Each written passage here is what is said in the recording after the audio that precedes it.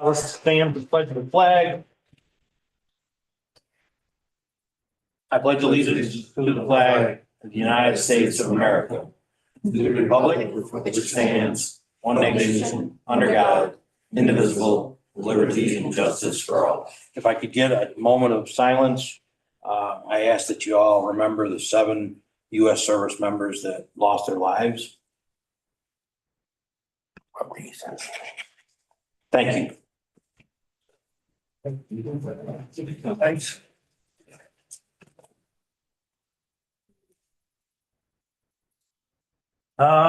We can start with roll call. I see Legislator McNabb Coleman is here. Legislator Petcher is here. Legislator Vitale and Legislator Winslow are all in attendance. Boy.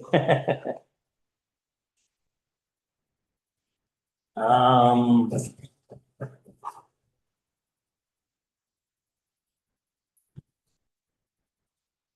well, like 2 weeks. Minutes is a lot of time. Fred, hurry up.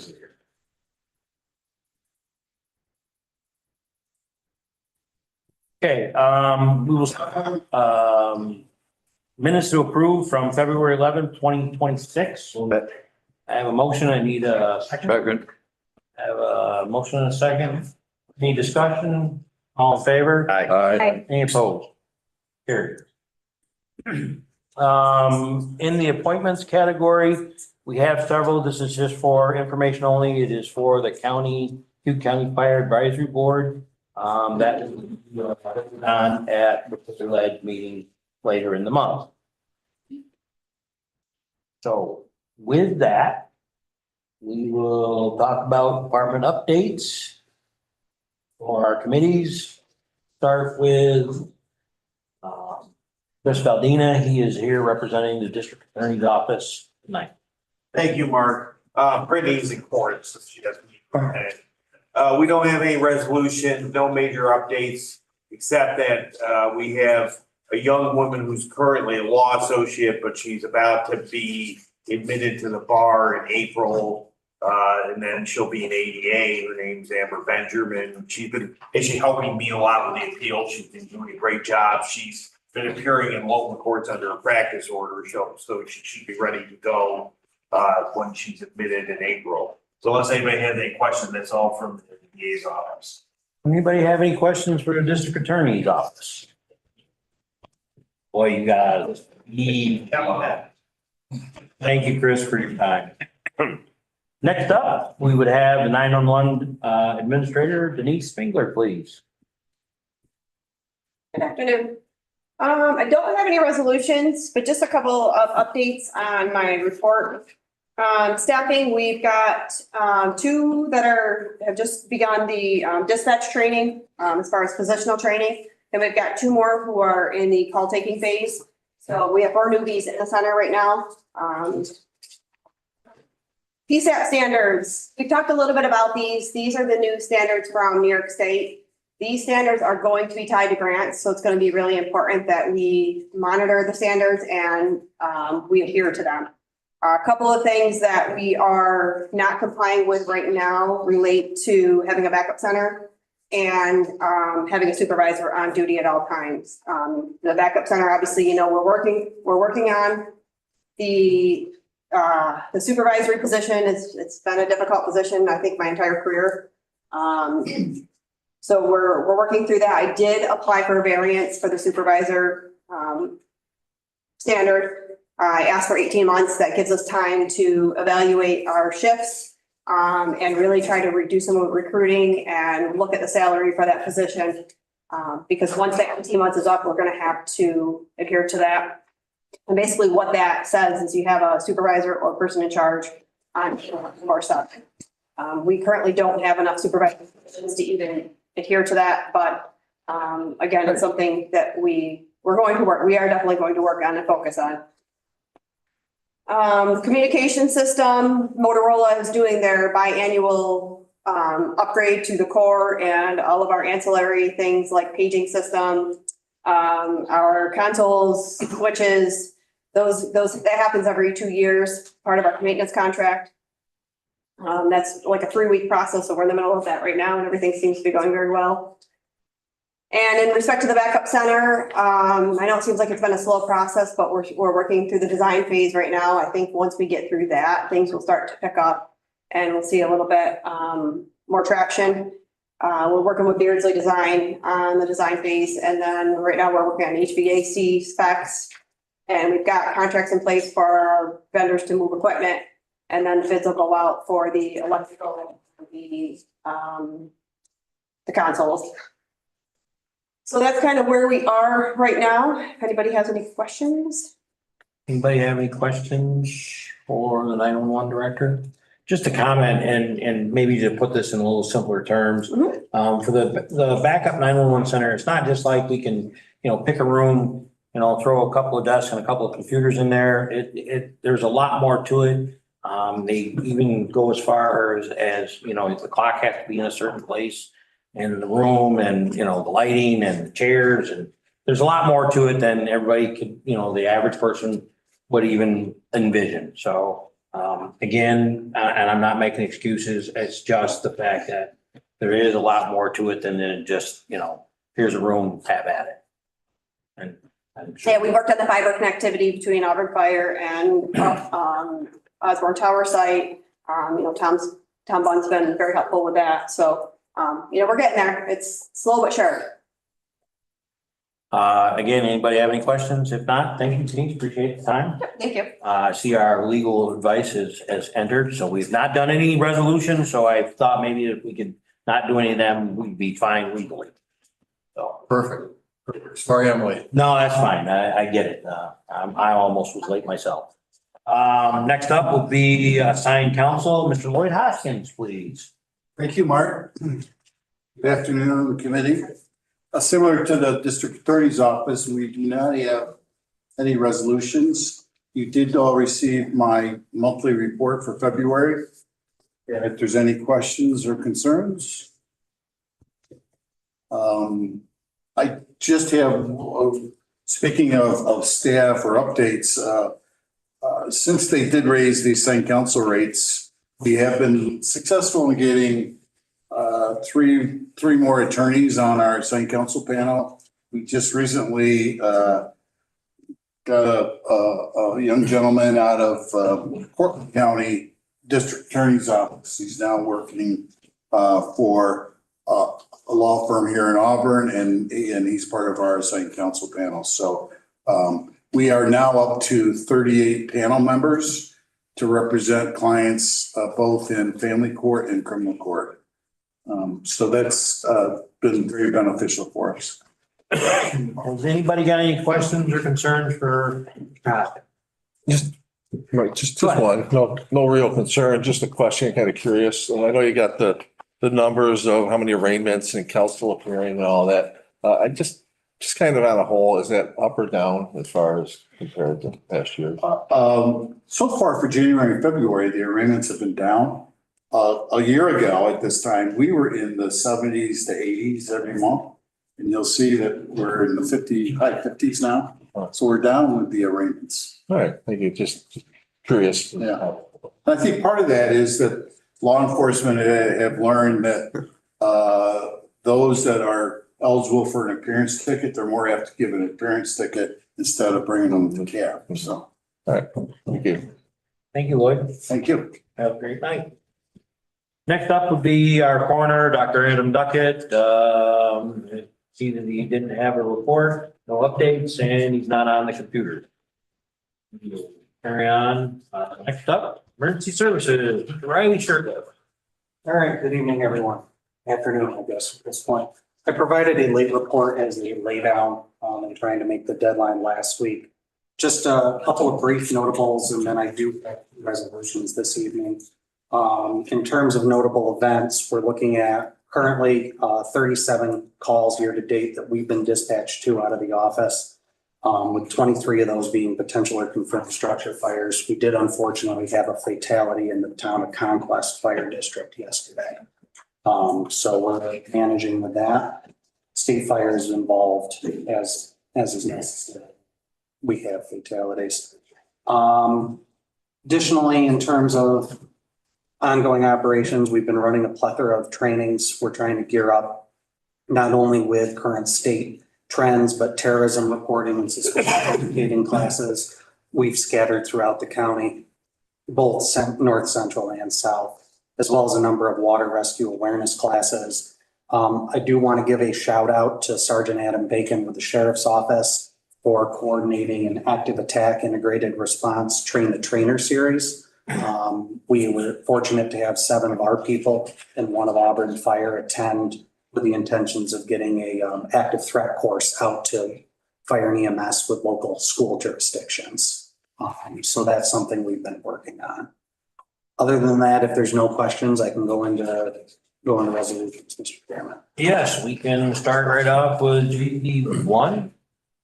If you'd like. All right, so JP1, authorizing recognition of the Cayuga County Rope Rescue Team, formerly the County High Angle Rescue Team. Last year, we went over the search and rescue team. This is similar, but slightly different. The High Angle Rescue Team has been an overseen operation by the office since the days of Ron Raymond in 1992. They operated as a 501c3. In mine and Fred's research, they discontinued operations as a 501c or have not been listed as active until somewhere around 2007. We've operated oversight. We provided for this special operations division, which is incredibly necessary between both Carpenter's Falls and Fillmore Glen State Park. And this is just to formally recognize it as the rope rescue as opposed to high angle rescue and to absorb the assets that were previously purchased by the 501c. Okay, I need a motion for JP1. What? Second? Second. Okay, any discussion on JP1? Hearing none, all in favor? Aye. Any opposed? Carried. JP2. All right, the second is the municipal transfer of a 1996 trailer to the Senate Fire District in approximately 2016, a trailer that previously carried county office owned equipment was located at the Senate Fire District. Somewhere in a few years following that, it was relabeled as Senate Fire District. I would move that the consistent value of this and what Senate Fire District has done in terms of housing our equipment at various points in time. We could not find a comparable value for a 1996 two-wheel trailer. So we're just looking to transfer this over to the Senate Fire District. It's already labeled Senate Fire, and we're just trying to move this over and off our insurance rolls if possible. Motion for JP2. Move it. Second. I have a motion and a second. Any discussion? Hearing none, all in favor? Aye. Any opposed? Carried. All right. Anybody have any questions or concerns for Mr. Shirtliff? All right. Thank you. Thank you, Riley. Appreciate it. Next up would be probation, Mr. Tyrone Thomas. Well, I don't really have anything just what's in my report. No resolutions this month, and I guess the updates are in this report. Just the struggles with trying to balance work for the staff has just been difficult. We're getting crushed. So I think when I wrote this, we had received about 13 investigations within 4 days in March. We're at 11 days and we've got 30. Oh my God. So again, it's just trying to balance that. So. Anybody have any questions or concerns for Mr. Thomas? Tyrone, please convey to your staff, we appreciate the hard work and their dedication and thank them for the work that they do. We'll do. Thank you. Thank you. Next up, the sheriff. If I join at the table, Chair. Absolutely, you're more than welcome. You might be here a minute or two. You got. Unfortunately, we have a few resolutions tonight. Updates to my report. Before we get into the resolutions, I did want to bring to your attention, we are off to a significant start with our overtime budget, as we all realize we probably would be with the shortage in the jail, but the jail overtime, that is started off pretty significant. We've had a number of hospital details, 15 since January 1st, hospital details where we've had to take someone to the hospital and in some cases stay with them for a number of days in the hospital. That really seems to be a driver of our overtime, as well as the constant watches. I don't have a number of constant watches, but we've had a significant number where we're tasked with basically just what it says. We're sitting on somebody, watching them constantly, and that often ends up being somebody on overtime that's not on a scheduled shift if we don't have the extra manpower when they present. So just wanted to bring that to your attention, that we've used a significant amount already. Our members in the jail, we all know we're down a number of positions. We're down 10 currently. And we have a few staff members that are out due to illness or injury or different things that present as well. But we're without a contract in the jail. I want to commend the jail staff because they are, really stepping up, working a lot of overtime. Some of it mandated. People are getting tired, but I really hope that we can continue to aggressively try to negotiate a contract to get that taken care of and hopefully retain and attract new staff to fill those positions and cut back on some of this overtime. Any questions on that? Just one quick question, sir. Do we have a date of when we might have a next academy for the custody division? We actually have one starting in the next couple of weeks. We do have a number of people that we will be sending that we have hired that are not part of the being down 10. These are new people that we've hired. We've had a lot of turnover, a lot of hires. That presents another challenge. When we send people to the academy, we lose those positions for 12 weeks and we're backfilling those with more overtime. So, that's going to be an issue, but we are starting another academy. I believe it starts on the 23rd, Finger Lakes Academy, over Finger Lakes Community College. So that'll be starting on the 23rd. And I think we're going to be sending about 5 people to that one. So that'll be 5 more bodies for 12 weeks that we won't have in the facility. I did want to mention, I know Legislator Daly is usually interested in this. She's not here, but we did shut down our dorm area. Our numbers did get down. Our population count was down enough so that we were able to shut our dorms from, it was December 22nd through partway into January. So we are trying to keep tabs on that. If we're able to shut down an area and not have to fill those posts with positions, it helps us cut down a little bit on the overtime. So we are trying to do that. But unfortunately, since mid-January, our count has just been in a place where we can't shut any other areas down. So we'll continue to monitor that. And if we can shut areas down, we can certainly do that when we can. I did want to mention, we've had a few, just to keep in the loop, we've had a few maintenance issues. Thank you to those of you that helped move the new door purchase through on an emergency resolution. We had a door that was an unexpected maintenance issue that was somewhat significant. We've had some other issues that popped up that we didn't anticipate, but our building's aging, as you all know, and maintenance issues are popping up. So we're trying to make sure that we take care of things that we can proactively, but things are as they get protected.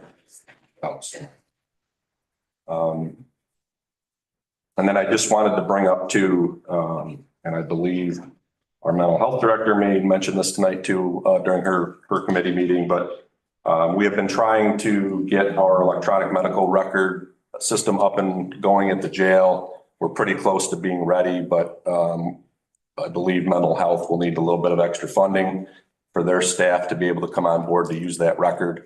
And we don't want to start using it at the jail until everybody that provides is able to get onto that medical record. We just don't want any errors if somebody's, doesn't have access that's providing to another individual or to an individual that's also being seen by other providers. So moving forward into next year's budget, our current record system that we're using is going to be obsolete at the end of the year. So we just Lauren and I wanted to bring that to your attention that going into next year's budget, we're going to be looking at needing a little bit more funding to have access to that electronic medical record for her staff. And I think that's all I have above and beyond my report, unless there's any questions. Anybody have any questions for the sheriff? Or get into his resolutions? What system are you using, Sheriff? That Oh, it is Med. Okay. we will be using And that. then you'll be able to coordinate. That's the same that mental health uses? Oh, so it won't interface? Okay. Both our providers and mental health will both utilize it at the jail, but it's different from the system that they're using at. Oh, because of the privacy stuff. Okay, thank you. I have a quick question Yes, about the ma'am. door. Like, did it show signs? Like, did it just stop working? It just failed, and it's the overhead door that is in our sale report that we go in and out of Right. to bring inmates in and out. It just failed all at once, or obviously we would have tried to prepare for this, but it Right. just failed all at once. Was it old? I'm just curious if. Yeah, I think it was put in originally when that part of the building was put in. So we've gotten a lot of use out of it, and it just all at once died. Yeah, that just happens. I was just curious. That must have been a fun day. It still isn't because it's still down, so it's challenges. Adjusting everything. Okay. Got a question. Sure. During the time, you said December 22nd through January, whatever, you were able to shut down some of the dorm or something. Do you recall the number of inmates that you had at that time? I don't, but what's challenging, it doesn't come down to just the number. It depends on how many sex offenders we have or how many females we may have versus males, how many, what their classification is. So Each pod or whatever? yeah, the number doesn't really matter. It really matters how we need to put that puzzle together depending on who we're watching and what their particular circumstances are. I can give you that information later, but it doesn't always mean anything. Right. Might be interesting just to know the number, but no, I understand. Thank you. Sure. And we try to shut areas when we can, not only for the overtime issue, but, to try to alleviate staff burnout and limit the overtime they have to work. Sir, I probably can give you the numbers. I have January's report here. Oh, do you have it? Okay. I do. At the time of the report, yeah, we're holding 129 incarcerated individuals in the jail. We had 15 federals and 6 local boarders. And 13 New York State parole detainees. At the time. Thank you. The time of the report on January. Okay, anybody else have any questions? Yes, ma'am. Sorry. Absolutely. I'm just thinking, I'm sure, for maintenance issues for you is also a security issue, right? So is there have we had any kind of assessment of the things you're anticipating? I think you're prepping us for the building, right? And the cost. So do we have a sense of like what is about to fail to kind of prep for it? Yes and no. So major projects, yes. Okay. Buildings and grounds. Department head, Kevin is aware of the major projects that we have potentially coming down the road. And I know the legislative chair is aware of those as well. But there are a lot of other minor things like, failing doors and things that are going to need some attention as we move into the next few years that we really should be doing some additional assessments and planning. But again, the major projects that we're aware of, we are working on determining how can we take care of those and have the funding to do that as well moving forward. Any other questions or concerns before we get into the resolutions? Hearing none? Okay, let's start off with JP 3. JP 3 is a resolution to fill a vacant LPN, licensed practical nurse position within our custody division. Move it. I have a motion. I need a second. Second. I have a second. Any discussion on JP 3? Hearing none, all in favor? I. Any opposed? Carried. JP 4, sir. JP 4 is a resolution we do each year that authorizes the fill of the seasonal positions for our Marine division. Just to point out, I am recommending raising the salary for both the part-time police officers and the seasonal navigation assistants, $5 an hour each. And the reason I'm recommending that, we have not been able to recruit people for those positions, and we're filling those positions. I think I spoke about this last month with road patrol deputies on overtime. So it's costing us significantly more. So I'm hoping that we can raise those hourly rates a little bit to attract some additional interest in part-timers. It'll be quite a bit cheaper to do that if we can hire part-time staff and a better way to do that. So there are raises in there. Okay, motion, Move it. second, Second. any discussion on JP three? Or, excuse me, yeah. Four, JP four, my mistake. I think Fred's, That's why we waited for Fred. thanks for coming here. Glad I arrived on time. Yes, that's why you're here, Fred. Hearing none, all in favor? Aye. Any opposed? Carried. Thank you. JP five, sir. JP five is a resolution to fill 2 vacant deputy sheriff custody positions in the jail. We do have other open resolutions to fill, but we keep refreshing these as we go, as we continue to hire and lose people. And it's just to fill an additional 2 vacant positions we don't have open resolutions for. Move it. Second. I have a motion and a second. Any questions? I have one. There won't be any fill behind it, that's correct. No. All right, thank you. That's my question. Anybody have any other discussion or questions for JP five? All in favor? Aye. Aye. Any opposed? Carried. JP six, sir. JP six is a resolution to fill a vacant detective's position. We had a detective retire within our road patrol division. This would include a backfill. We would promote from within and then fill that deputy sheriff position. Move it. I have a motion. Need a second? Second. Any discussion on JP six? Hearing none, all in favor? Aye. Aye. Any opposed? Carried. Sir. JP seven is authorizing the purchase and equipping of 2 new marked patrol vehicles that were budgeted. The patrol division. I need a motion. Move it. Second. Very good. A motion and a second. Any discussion on JP seven? Hearing none, all in favor? Aye. Any opposed? Carried. JP eight, sir.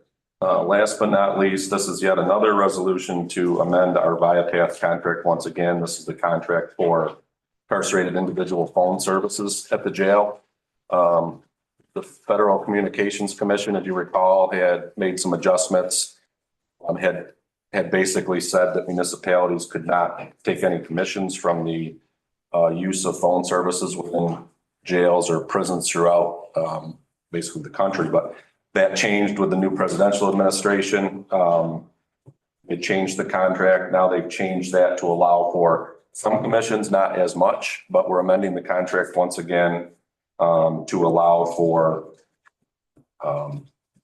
commissions again, but just not quite the revenue stream that we had in the past. So one more revision to this relative to the Federal Communications Commission's adjustments to this issue. Need a motion. Move it. Second. Second. I have a motion and a second. Any discussion on JP eight? Hearing none, all in favor? Aye. Any opposed? Carried. Anybody have anything else to share? Thank you, sir. Thank you. Last but not least, top DWI, that's Dennis, please. I think she's doing it. SAR. I do have a few things for a report this evening, before we get to my resolution, if that's okay. Ma'am. Some upcoming events that are taking place in regards to SEP DWI is we have a traffic and safety committee member, Steve, Fedrizzi, who is doing a fundraiser for a scholarship at Southern Cayuga School District and to raise money for that for Cayuga County SEP DWI. So he will be doing that at his home on April 12th in Chinola. So I pass that information along, so I will do that. We also have a date confirmed for Williamsport Central School District's Arrive Alive tour. So that's going to be taking place on May 11th, the week right before their prom. We're going to have a vehicle come out with virtual like VR for the students to be able to come down every half an hour. They're going to be able to rotate throughout the school from 8 a.m. until 2 p.m. So all the students will get a chance to do a photo pledge to not drink and drive, as well as get some other educational information. I'll be doing a table and participating in that day. And I'll also invite other people to stop by if they want. It's just not, because it's all throughout the day, no one needs to be there the whole day, but I would say anytime between 8 and 2, it's gonna be, right now, weather dependent, it's gonna be in the side parking lot near where you go back towards the football field is where they're gonna be setting up that event. And then on May 15th, Southern Cayuga High School is doing a mock DWI event at their school district. So the time to be determined for that, but that's been scheduled for May 15th. Right now, we've donated through Stop DWI $1,750 to after prom functions through the high schools in the area. And some numbers to update you on for 2025 in Cayuga County, there were 189 drivers ticketed for impairment. 135 of those were male and 54 female. So far in 2026, for the months of January and February, I received some new statistics at our Stop DWI meeting last week. And so far in 2026, between the state police, Auburn Police, and our sheriff's department, we have 28 impairments. That's all I have for a report, if you'd like to get into the resolution. If anybody has any questions or concerns for Ms. Dennis on Stop DWI, thank you for that report. And also, if it's possible, could we get notification on our government computers when those events are at the schools? It would be great. It'd be a reminder for me, but I'm sure other legislators would enjoy stopping in and seeing that. With that, we have JP 9. So this is a resolution to partner with the Auburn Double Days for the 2026 season to promote Cayuga County Stop DWI programs. We're going to do Stop DWI Night, the Double Days. This year, that's going to be scheduled for Friday, July 17th. Move it. I have a motion. I need a second. Second. Motion and a second. Any discussion on JP 9? Hearing none. All in favor? Aye. Hi. Any opposed? Carried. Thank you very much. I believe that concludes the business of the Judicial and Public Safety for the month of March. Anybody have any concerns or questions? Hearing none. Motion for adjournment. Have a motion. Second. Have a second. All in favor? Aye. Adjourned. Thank you very much, everyone.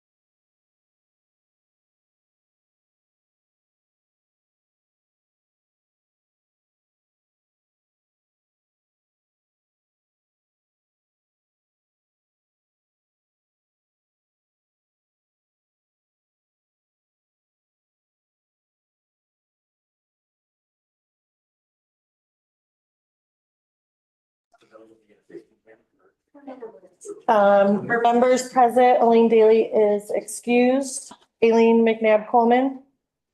Here. Vitale. Oh, we lost Ben Vitale. Good night. I'll wait for him to come back. He's in discussion right there. I'm sorry, I didn't realize he stepped out. Should I go get him? Want me to get him? Yeah.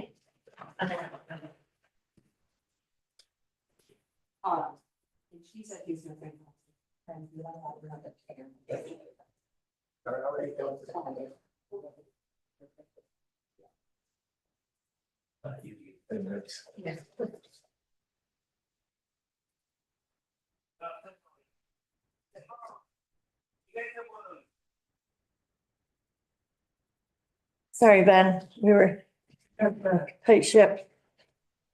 Ben Vitale. Tom Winslow. Here. Can I have a motion to approve the minutes for February? Move it. Second. All in favor? Aye. Any opposed? Carried. We have a few appointments. Those will go to the full-fledged meeting, right? We can get into the department updates. I'm gonna start with Kathleen Cuddy. If you want to give us your updates and then we'll do the presentation. Sound okay?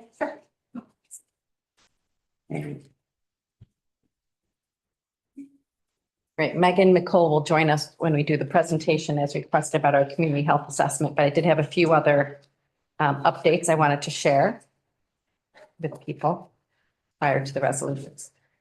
I think it's important for people to know that we are working on measles preparation. You know, we don't really talk about that a lot, but I wanted to tell you a little bit about what's going on. Measles continuing to spread across the United States. Given travel, we can anticipate this continuing. As of today, the State Department, New York State Department of Health reports just for 2026 that there have been 4 cases of measles in New York State, 1 in New York City, 3 outside of New York City. In 2025, there were 48 cases reported in New York State. It's really quite a labor-intensive response, whether that's a testing to rule out measles or certainly hope there won't be any measles in our community, but we'd be naive to think that that could not happen. And should that occur, I could tell you a little bit more about what the response entails. You know, we talk about people traveling right now in Canada. Again, just since the 1st of January, there've been 413 cases. Pennsylvania, there are 12 cases reported. South Carolina, 664 cases. In Florida, 124 cases. I chose that just because those tend to be very common travel spots that people around New York State go to. So we've been working with our staff to request they share their personal measles, mumps, rubella vaccination status with us or have a measles titer taken, depending when you were born or whether you have written proof of 2 valid doses of the MMR, which is referred to for measles, mumps, rubella.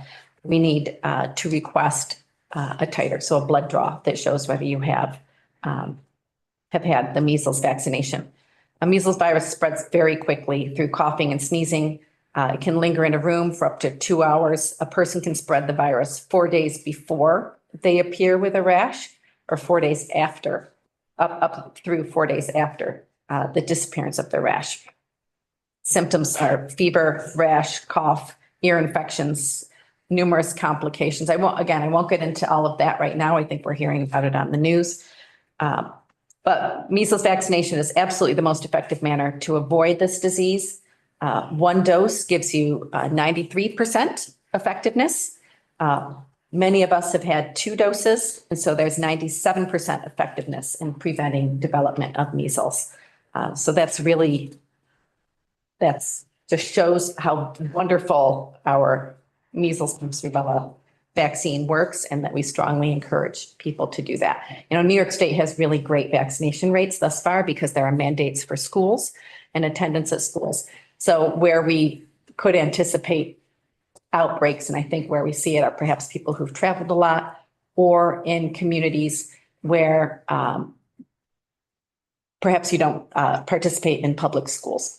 So that's what we will continue our education around that and keep our eyes open.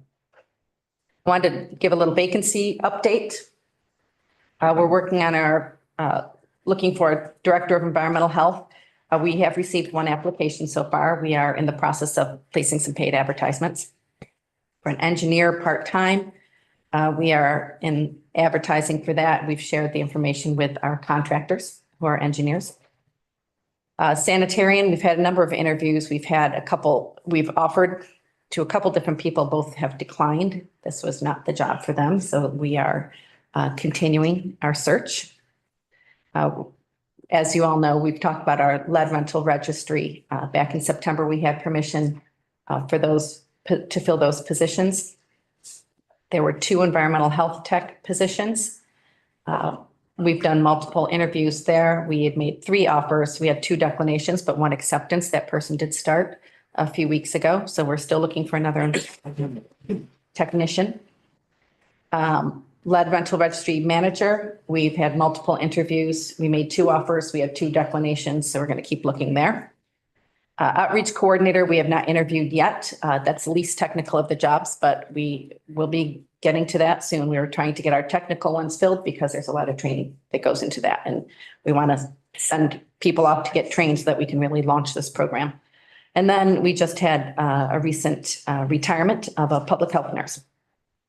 I think this spoke with our chair of HHS, Amy Sargent. When we get to the resolutions, we can just speak a little bit to a couple of our resolutions that were taken off the agenda this month, but we can address that. They're administrative type things. And then I think people have been talking a little bit about crows. We've gotten a number of phone calls. We know that there had been an article in the newspaper about some crows in Seneca County that tested positive for highly pathogenic avian influenza, HPAI. It's also known as H5N1 virus. If people are concerned about seeing dead birds, they can report that online to the DEC, so the Department of Environmental Conservation really oversees that area. So if you go online at dec.ny.gov, you can report them and where they're located. I anticipate we would receive some feedback as a local health department should the DEC choose to test some of these birds and if they were positive.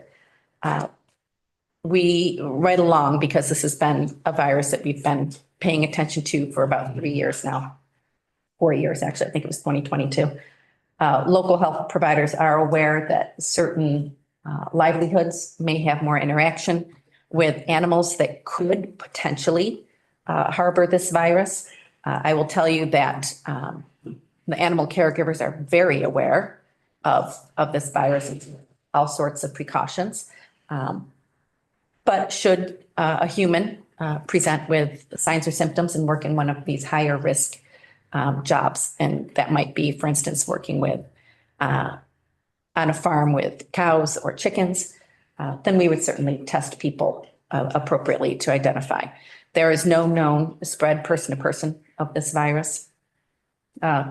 So that's good news, right? We're not especially concerned right now about this virus, but the dead birds are a nuisance also, right? We don't like to look at them. We don't want to just watch them lay there. So if someone is so inclined to want to get rid of them, then we would, we don't want any, try to avoid them. Don't contact them. But if you need to scoop them up, put on some disposable gloves, wear some goggles, use, personal protective awareness. You get a shovel, you want to triple bag the birds and tie it up, and then you can put it in your trash. And then, you want to wash off your shovel that you used with some bleach solution, throw away your gloves, wash your clothes, wash your hands. It's a lot of common sense, to a large degree, infection control, but certainly people don't have to dispose of dead birds every day. So if they choose to do that, that would be the best way in which to do it. But in the meanwhile, if you're concerned, report to dec.ny.gov. Should you be concerned if you're walking your dog and they get a hold of a dead bird or something, if they're exposed? Yeah, try to keep your animals away from it, because yes, the animal to animal spread could happen. And then talk to your veterinarian if you're concerned. Thank you. Madam Chair, if I can ask a question. The article in the newspaper, if I read it correctly, reported that this was in, several birds were located in a waterway. I'm assuming that's the Alaska outlet. Or whatever it was. Would there be concerns as to the dead birds being in a water source or downstream? With, you know, obviously other wildlife, you know, drinking the water. Those concerns, is that a concern or is that a DEC question? Well, it is a DEC question as far as the animals, right? I actually did not read the article, but I've heard that there are some clusters of birds that, and we've received, like I said, a number of phone calls of concern. And we'll be putting up a little bit more information on our social media for people also. We're always concerned about water quality, right? So we don't want any contaminants of any sort in our water bodies. We also do have the good fortune that we have some very, very effective water treatment sources with the city of Auburn and the town of Owasco. So our water treatment should be just fine with that. But it's certainly something we'll continue to monitor, and we don't want to have any sort of dead animals in our waterways. Thank you. And those are the reports that I was going to give outside of the community health assessment. Good. Any other questions? from The health department?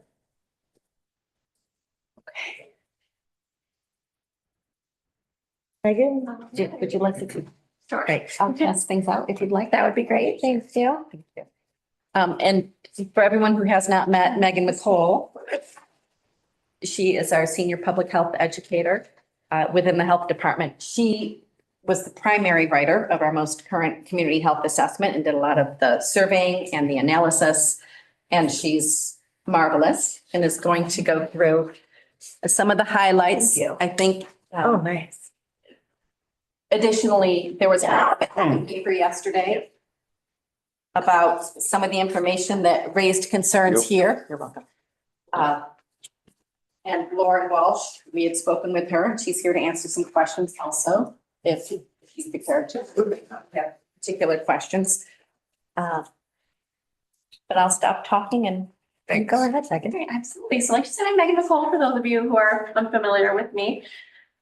So for the community health assessment, for those of you who might be unfamiliar with what the community health assessment is, this is a requirement of the State Department of Health for hospitals and local health departments that we are required to complete every 6 years. So it's developed with the goal of gathering data to understand a county's health status, our needs, our assets, and our risks, which in turn will lead to the development of what we call a CHIP, or the Community Health Improvement Plan. So here, through the Community Health Improvement Plan, we'll then select priority areas based on the data that we've collected to more effectively provide services and programs that accurately target the areas of need within our community. So our community health assessment was developed through the use of 2 primary data collection methods, the first of which was a community-based survey that we developed in the health department and distributed across the entirety of the county. So our survey consisted of a variety of questions spanning across different topics, from health behaviors to childhood well-being for parents and caregivers, and was primarily opinion-based. And then we aimed to gain more of our kind of concrete data from reliable sources such as national data sources, including the United States Census Bureau, the Department of Education, and then some other local resources, including our Office for Mental Health, the State Health Department. And all of the information that I do reference is sourced within the actual community health assessment report. So if you are curious as to where exactly I'm pulling the information from, it's a really great resource to just go directly to the report, and you can click right on the piece of information. It'll lead you right to the source that I used. So our report was kind of centered through the use of the social determinants of health, which, if you're unfamiliar with this concept, these are non-medical factors and broader forces and systems that shape everyday conditions and influence health outcomes. So this allowed us to kind of have a more holistic approach to the problems that we're focusing on, and not focus primarily on treating these health conditions per se, but rather by moving upstream and addressing the social factors that directly and indirectly shape these health outcomes to begin with. So the social determinants of health are typically broken down into 5 distinct categories, which is broken down on the handout as well. So these are economic stability, educational access and quality, healthcare access and quality, neighborhood and built environment, and social and community context. So we really work to reference these throughout the entirety of the report.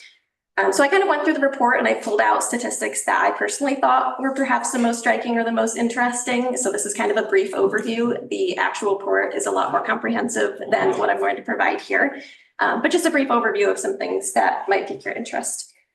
So starting off with the category of economic stability. Financial stability and stable employment, of course, play a very critical role in access to all sorts of essentials for your health and well-being. So this includes healthcare, housing, food, transportation, your mental and physical health. It influences the way you upbring anyone in your home that you care for, which of course are all going to affect health outcomes for yourself that you care for. So the data we collected shows that we do have an earning that falls pretty far below the state average for both median household incomes and per capita incomes. So we are a relatively low income county. Our poverty level, however, falls relatively in line with state averages. However, the city of Auburn specifically has a poverty level that is almost 10% higher than the remainder of the state. So the majority of our poverty is focused within the city of Auburn. Those under 18 are also representing a large proportion of those that are living in poverty. And interestingly as well, Cayuga County has consistently been seeing this rate increase over the last 10 years, while the entirety of the state has been seeing this rate decrease over the last several years. So we're heading in the opposite direction as the majority of the other state or the other counties within the state. Looking at educational access and quality. Educational access and quality is perhaps one of the largest indicators for your future well-being. The education that you obtain at a young age is going to follow you through the remainder of your life and affect all sorts of aspects of your well-being. It, of course, has a major influence on your financial attainment and your critical literacy skills, and it affects every aspect of the way in which you interact with the world around you. So for the last 6 years, Cayuga County high school graduation rates have been steadily decreasing, and they've also been falling below the New York State average.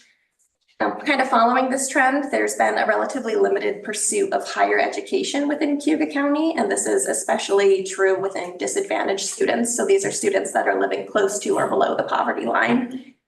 This is especially true as 50% of economically disadvantaged students attend a 2 or 4 year college within 5 years of high school graduation. So we're seeing less than half of these children go to college.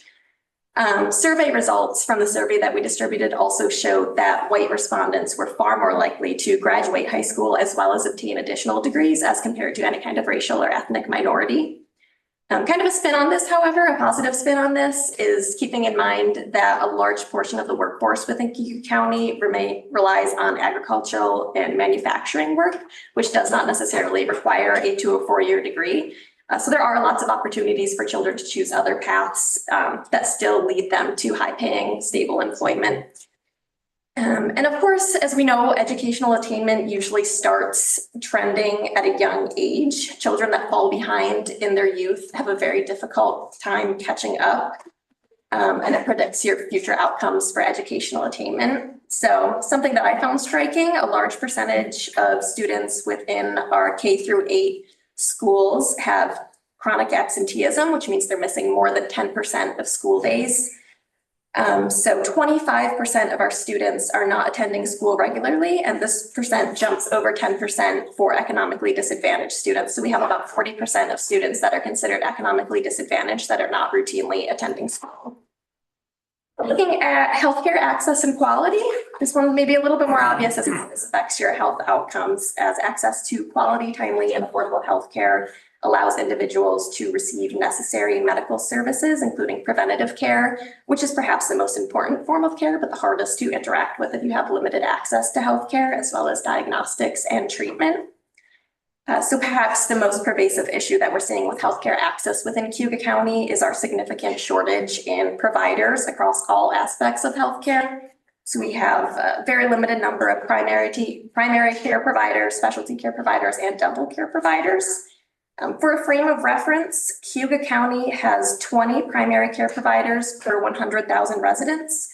Jumping over to our neighboring county, they have 92 primary care providers per 100,000 residents. And this trend is not just true for the more urban settings. Tompkins County, for example, which has a relatively rural landscape that's comparative to Cayuga County, has 80 primary care providers per 100,000. So they're seeing about quadruple a rate as the number of providers that we have here in Cayuga County. We have one single OBGYN provider in the county. So of course, this is forcing young women, expecting parents, new parents to delay care or seek care outside of the county, which is not feasible for a large number of families. We also have a limited number of dental care facilities, but more striking, we have an even smaller number of dental care facilities that accept Medicaid. So we only have 3 dental care facilities that accept Medicaid within Cayuga County, which again forces individuals to delay care, avoid care altogether, or travel if possible. Talking about mental health, which was noted as a really significant concern by almost all of our survey respondents. More than 75% of the individuals that responded to our survey stated that they are very concerned about the state of our community's mental health and the resources available. Interestingly as well, almost all of the respondents noted less than good mental health, but the large majority of these respondents also mentioned that they had never interacted with a healthcare provider regarding their mental health. So this could be due to a number of factors, which I don't necessarily have the answer to, but one could assume it's because of limited access, limited knowledge about who to go to, where to go to, as well as a perpetuating stigma that prevents people from interacting with healthcare systems, particularly regarding their mental health. High suicide rates. This was something, there was an article in The Citizen last night, I believe, talking about this. This was a statistic that we were particularly surprised by because of all of the valiant strides that have been made in deterring individuals from seeking care relating to suicide in the emergency department. However, our latest statistic, which is from 2024, showed that Cayuga County had the highest rate of suicide-related emergency department visits in all of the state. And this rate was the highest amongst youth ages 10 to 19. Looking at neighborhood and built environment. So stable housing is widely recognized as a foundation for good health. Housing instability includes challenges such as difficulty paying rent, overcrowded living conditions, frequent moves, spending a large share of household income on housing costs. And these situations, of course, negatively impact physical health and make it more difficult to access consistent healthcare, consistent education. Homeownership often contributes as well to greater financial stability, which allows families to build equity and benefit from rising property values and creates opportunities to pass wealth across generations. So what I found really interesting, out of everyone who answered our survey, which is almost 1,000 people, not a single person under the age of 45 owned a home. Every single one of them rented. And statewide trends follow the same exact pattern. Homeownership is mostly concentrated amongst individuals in their late 40s and 50s. In the last year, the average home buyer age was over the age of 50 in New York State. So young people are more and more renting and not purchasing homes. Transportation, of course, a large barrier to care. Public transportation is available, but it's largely concentrated within the city of Auburn. The farther you go away from the city of Auburn, the harder it is to interact with public transportation. So that kind of links back to what I mentioned about we have limited healthcare providers, for example. Many people have to go outside of the county for care, and they're not able to if they don't have affordable and reliable transportation. Food insecurity, almost 20% of Cayuga County adults are food insecure, which means that they're unable to obtain food routinely and consistently, and especially healthy food for that matter. And this rate of 20% is one of the highest amongst all of New York State as well. This rate is for adults specifically. But one thing to mention is that children are usually left out of this because they receive much of their food from free programs, such as free school lunches within schools. So there's a lot of children who are eating almost exclusively at school. And kind of linking back to what I mentioned about the chronic absenteeism, we have almost 40% of chronically absent students who are disadvantaged and are not going to school routinely. So you wonder, where are they eating? What food are they eating?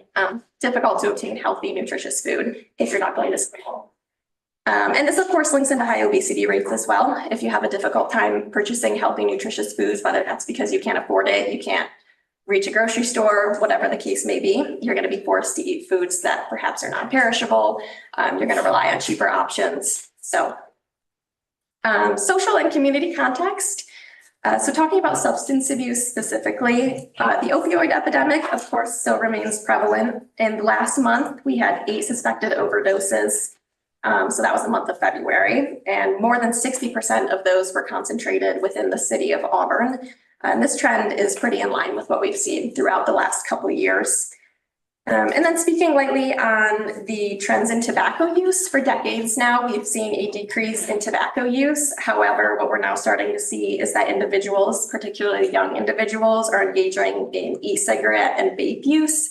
So we're kind of seeing a backwards trend where instead of individuals who are lifelong tobacco users are now using e-cigarettes and vapes to quit smoking. Instead, young individuals are starting smoking by using e-cigarettes and vapes and then turning into lifelong nicotine or tobacco addicts.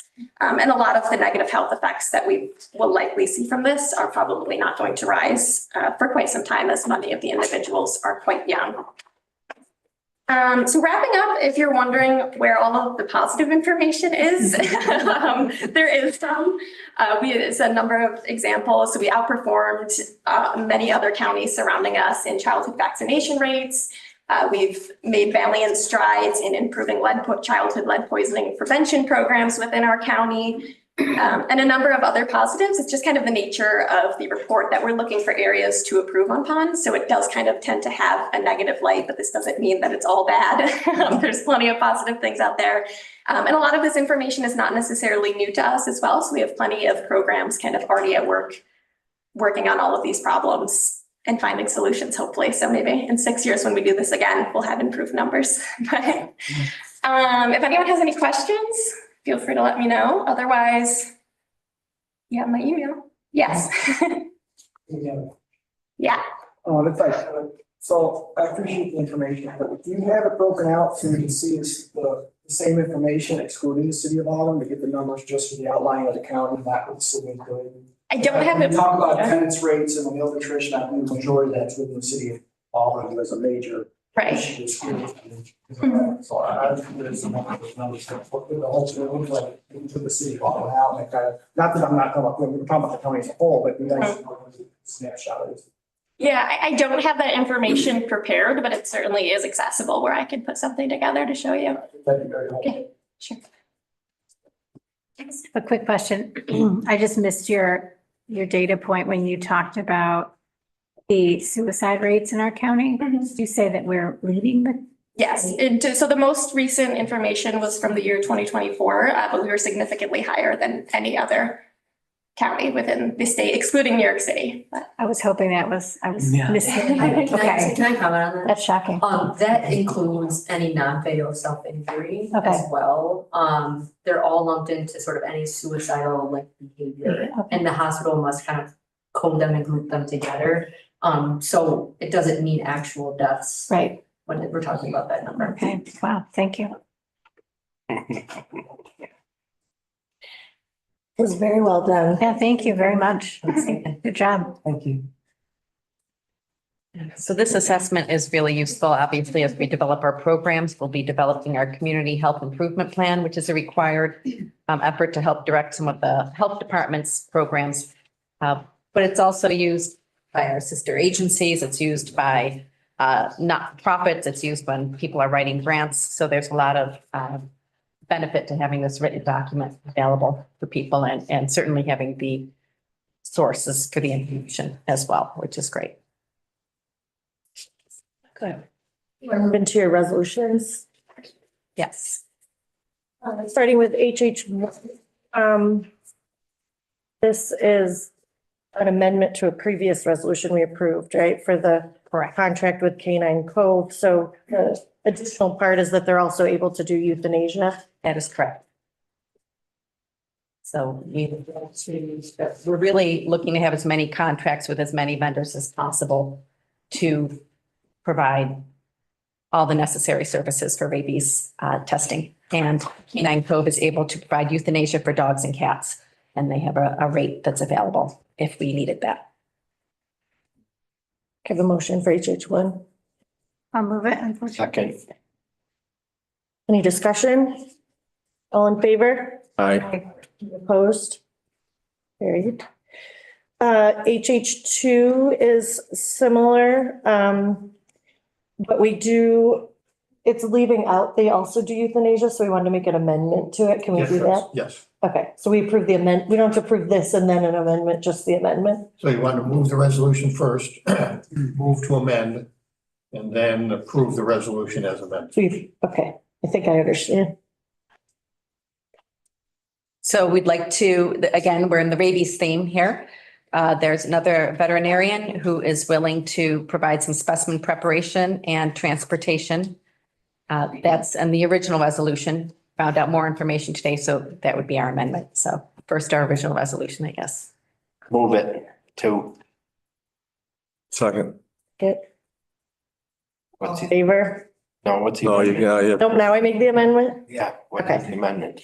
Our amendment is to request that we add euthanasia. They are willing at $50 for domestic animals without an owner, because owners are required for their dogs and cats to pay for that euthanasia. So essentially, we're looking at feral cats. You know, this veterinarian is willing to euthanize for $50. In addition to, To as stated. I'll second that amendment. all in favor All right. Of the amendment. of the amendment, please? I'll move the number 2 as amended. Second that resolution. Thank you. All in favor? All right. Nice. Any opposed? Carried as amended, correct? You, Mr. Vitale. Question real quick. Sure. Kathleen, do we have a fee for the euthanasia on HH? Is it the same? Yes, it is not the same. The fee for the euthanasia on the first one through Canine Coves would be $150 per animals. Thank you. And then HH3 is to authorize a contract with Paula Aspina, is that how it's pronounced? Correct. For rabies specimen preparation services, and it has additional euthanasia as well. Correct. I'll move it. Can I have a second? Second. Any discussion about this one? Question, how many rabies cases did we have last year? I actually have that in my bag if you'd like me to get that. Would you like me to do that?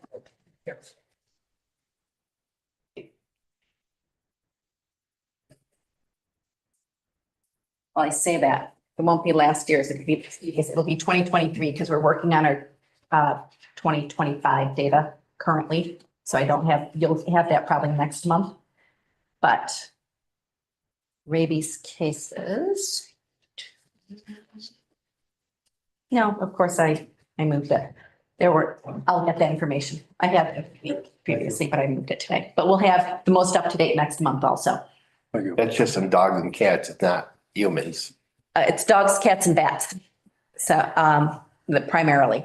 And I would say that we probably tested, and I'm only approximating here, around 50 bats probably, and far fewer dogs and cats, because we try to monitor them, right? Dogs and cats and ferrets are supposed to be vaccinated against rabies. So if there's proof of vaccination, we're able to monitor for their behaviors, and that would not require euthanasia then. Feral cats probably are the most common of the animals that need to be done. Outside of bats, bats are the most common for us. Any other questions, discussion? All in favor? All right. Aye. Any opposed? Carried. So those are our resolutions. Did you want to just give us a heads up? There was 2 that were pulled that we're going to bring back. Correct. Okay. So unfortunately, I was not able to attend personnel committee, and Deanna had a family obligation. So we'll be going on the 17th to discuss these particulars. One is really administrative. It's for these lead rental registry positions that aren't filled. It's been 6 months. The request is that we re-up these. I certainly hope that you will all be in favor of that, because it's a required program that's 100% funded per chance, because we've been trying constantly to hire into these. if perchance, we have someone we want to offer before, during the gap of time when this expires to when it gets approved again, I guess I would ask either one of two things. One, if it gets approved at the Personnel Committee on the 17th, could we bring it to Ways and Means on the 17th? Or if that's not feasible and we need to bring it in April, if we are able to offer jobs, will you pass an emergency resolution so that we can offer those jobs and jump on it? Like, we're going to offer them, but we want to be able to fill them.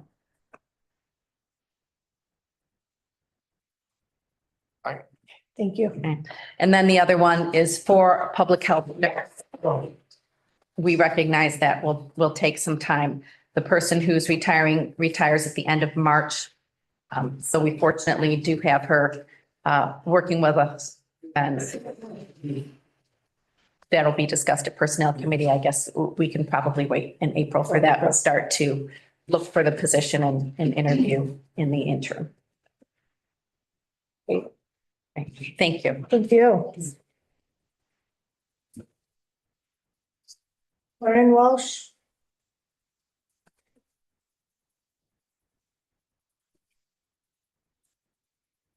We have two resolutions. Do you have any updates for? I do have a few updates.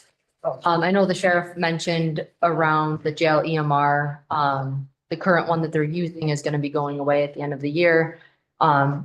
And obviously we have 3 nurse practitioners who do the psych medications there, as well as 1 full-time social worker and a part-time social worker that would all need to be able to have access to the new EMR, which for a licensed person, it's usually per licensed person that needs that's a fee to kind of be able to use the EMR. So just kind of letting you know ahead of time, just that that's going to be something that comes up for next year's budget. Also, we are taking a look at SAMHSA just released a new funding announcement around zero suicide, which is really about implementing suicide prevention, having a suicide coalition, and a set of strategies that they follow. So we're taking a look at that funding announcement. There is no match requirement on that SAMHSA grant, which is usually there is.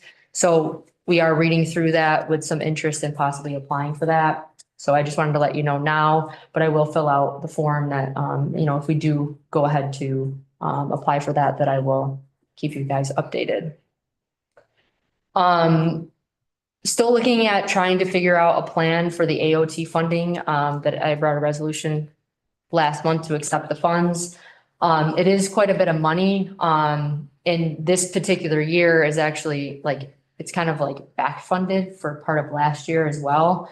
So a lot of the DCSs in the region and over the state are kind of trying to figure out how are we going to utilize these funds. So a couple of the regional DCSs, including Oswego and Madison, had reached out with some possibilities of possibly contracting with CCSI for some technical assistance around the use of these funds. And kind of whether that is about helping us with a analysis of kind of services that are needed and how we're going to kind of tackle this AOT program with the new funding.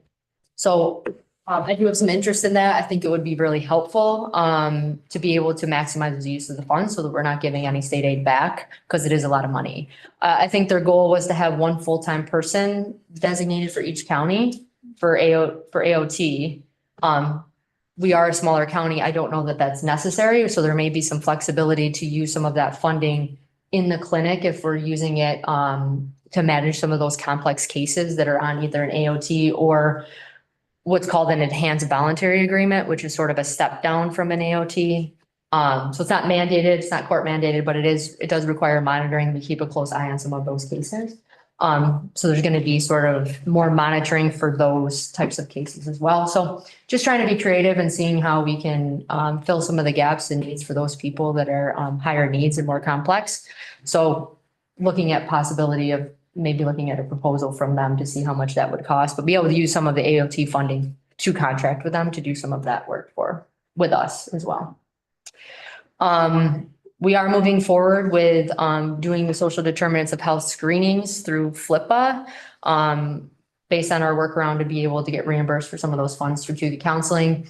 We all of the people in the department have taken the training and actually Sarah from Cayuga Counseling is coming to meet with them over the next couple of weeks to get them set up on the platform.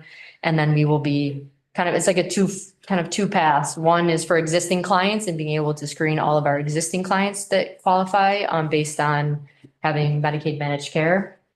And then any new client that comes in, sort of revamping our intake process to make sure that we're screening those individuals as well. So the hope is, you know, with the assessment, right, that she just presented on, we know that social determinants of health have a lot to do with people not getting, you know, not being able to succeed, you know, whether that's through mental health, physical health. So this will be a way to make sure we're flagging those people and also giving them the resources that this Medicaid waiver is supposed to give them. Also, we are fully staffed, and even knowing that someone just retired and someone resigned, we filled those positions a lot easier than it was in the past. So I know a lot of workforce shortages in the past as far as finding social workers. I found now that people are leaving private practices when we couldn't find them because they were entering private practice, you know, towards, you know, the end of COVID. And now we're seeing people want to come back into this type of setting in a clinic to have peers that they're working with and supervision. And so almost every single person that applied was coming from out of private practice. So it's interesting. Also, we are, as far as our SAMHSA grant goes, we have, again, we're still working on the Moravia satellite, but Cato has also confirmed their interest in the satellite. So we will be moving forward with the Cato satellite as well. And that was, again, all part of the plan of the work that we're doing with the grant, then bill for that work. So we'll be doing a little bit of both and then as the grant ends, we'll be kind of transitioning out of some of the non-billable work and moving into the satellites. So that would mean we would have satellites in Union Springs, Moravia, Cato, and Leedsburg. And I know there's some other schools that could possibly be interested as well. So we'll be having those discussions. With that grant as well, we've been waiting for a long time. DBT in schools has only had a curriculum for middle school and high school students. And we've been implementing that in the school districts. And now they just came out with their elementary curriculum. We've received the books. I'm actually taking the training next week. And then we are having an in-person training. They're coming here from the West Coast to provide a community training for any school district is able to send who they want to this training. There's no necessary commitment that they have to implement this. It's more like exposure to seeing what the model is. And maybe if they do have interest that they would be applying that in their school. I know Moravia has, they have a separate grant that they're paying for their staff to actually take the training. I think they're taking it either right now or they're signing them up separately. And they have a goal to have DBT in schools be their social emotional learning curriculum from K to 12, which will be really cool to see the same skills and language being spoken across the entire school district. Good. So I know with prevention work, so we may not see results immediately, but it will be really cool to see as time goes on how the culture changes in the school district and what results they have. And I think that might be all my updates that I have. We are having a disaster mental health training where also for the community office of mental health is coming to do that. It will be at the college. That is really to develop a big team of people that if there was a disaster or an emergency in our county or a neighboring county that people that were signed up and trained to respond. There is a licensed clinician portion, but there is anybody who wants to be a part of the team training part of it as well. So we'll be pushing out those flyers to get people informed that it is happening and they would be able to register through the OMH website. Okay, that's all my updates, I think. Good updates. Thank you. Any questions for Flores? Okay. We have two resolutions. So HH 12 is to accept funds from the Community Development Block Grant Renewal Application. It looks like you have them identified for the drop-in center. So it's $7,000 in, $7,000 out, right? It's cost neutral. Yeah, this is for our drop-in center to purchase, some computers and other, printer and security software, to be able to have laptops available for people when they come in, if they want to look for jobs or resources and things like that. They can order their own harm reduction supplies through, using the online platform as well. So this will be to be able to purchase those. I'll move it. Second. All in favor? Aye. Any opposed? Carried. And HH 13 is to authorize the Director of Community Services to enter in a contract for mental health counseling. So we're assured she has a provider that there's a contract with as opposed to being a full-time employee. And this is something they've done in the past. This person retired and is coming back one day a week. I'll move it. Second. Any other discussion or questions? All in favor? Aye. Any opposed? Great. Thank you. Thank you. Christine?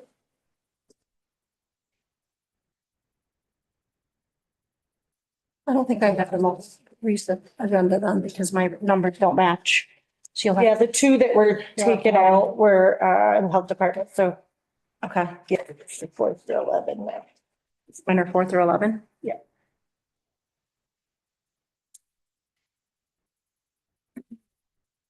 I don't think we have a report. Do you have any update? Yeah, I have a few things. Great. So,